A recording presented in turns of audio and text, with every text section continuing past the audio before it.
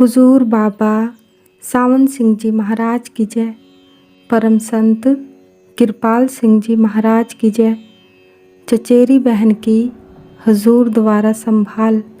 गुरु प्यारी साध संगत जी, कृपाल सिंह जी महाराज हुजूर महाराज की दया मेहर के संबंध में अपनी चचेरी बहन राम लुभाई का किस्सा सुनाया करते थे।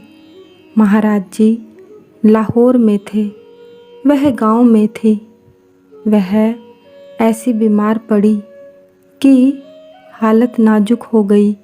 समाचार मिलने पर महाराज जी छुट्टी लेकर लाहौर से चल पड़े। जिस दिन इनको वहाँ पहुँचना था, उससे पहली रात वह चारपाई पर पड़ी पड़ी कहने लगी, भापा जी, कृपाल सिंह महाराज जी का घरेलू नाम आए हैं, साथ में एक बूढ़ा आदमी भी है। भापा जी कहते हैं कि यह है और मुझे दिखाकर चले गए। बुलाओ भापा जी को। वे कहाँ चले गए? घर वालों ने कहा, वे अभी तक यहाँ आए ही नहीं। कहने लगी, नहीं, अभी अभी आए थे। एक बूढ़े आदमी को पीछे छोड़ गए हैं, वह सामने खड़ा है।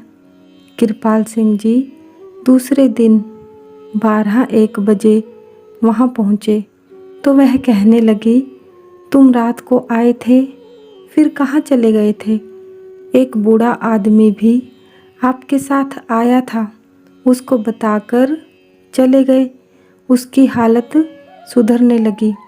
कृपाल सिंह महाराज जी ने बहन से कहा, यदि तुम ठीक हो जाओ और वह बूढ़ा आदमी दिखाई दे तो क्या तुम उसे पहचान लोगी?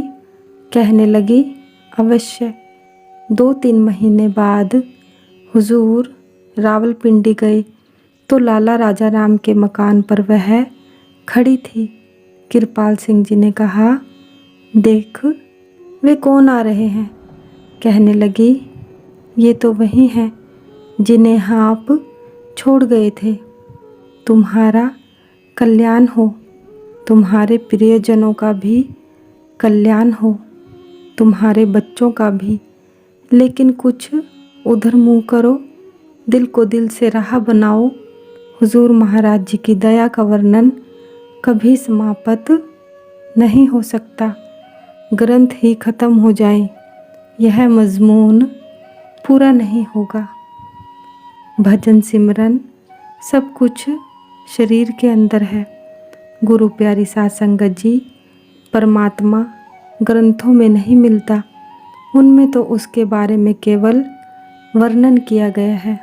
उसे इंसानी हाथों से बनाए पत्थरों के मंदिरों में भी नहीं पाया जा सकता। इनमें हम परमात्मा की प्रार्थना करने या उससे मिले उपहारों का धन्यवाद करने के लिए इकट्ठे होते हैं। वह तो हमारे अंतर बसता है। यह शरीर प्रभु का सच्चा मंदिर है। यह समझ लेने के बाद आप उसे कहाँ ढूंढने जाओगे? पहले अपने अंतर में बाहर से हटाकर मन और बाहर मुखी इंद्रियों का ख्याल छोड़कर आँखों के पीछे आत्मा की सीट पर बैठें। एक बार अगर आप जिस्मानियत से ऊपर आ गए तो आप ऊंची रूहानी अवस्था में जागृत हो जाते हैं, जो सारी फिलॉसफियों और मनोविज्ञान की पहुंच से परे है। क्योंकि तब आप उस प्रभु की ओर बढ़ रहे होते हैं, जिसे जानने से सब कुछ खुली किताब की तरह जाना हुआ हो जाता है। सतगुरु महाराज की जय। सतगुरु तेरा ही आसरा, सच्चे पातशाह तेरा शुक्र है। जय गुरुदेव।